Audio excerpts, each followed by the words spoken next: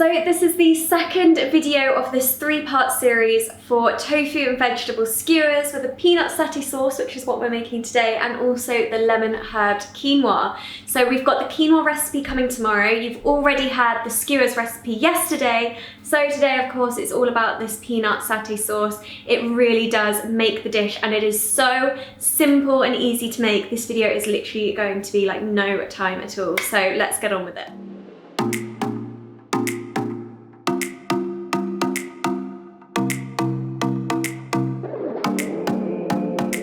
First of all, I'm going to add the extra virgin olive oil. This one has lemon extract, so it adds a really nice zest to it.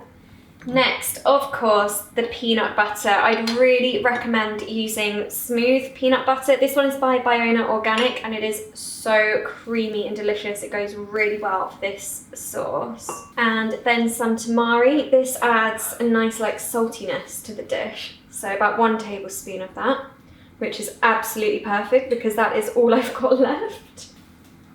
I'm going to add about half a teaspoon of chili powder. You can obviously just change that depending on your taste. Also 1 tablespoon of nutritional yeast, 1 tablespoon of maple syrup for a bit of sweetness, half a teaspoon of ground turmeric, and then a pinch of garlic granules or ground garlic if you have it.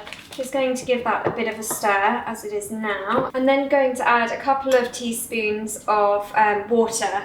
And you can just keep adding water depending on the consistency you like. I do like it quite thick but still drizzleable. So it's just trial and error. Just keep mixing and adding more if you need it. There we go, I've added a bit more water, got it to the perfect consistency.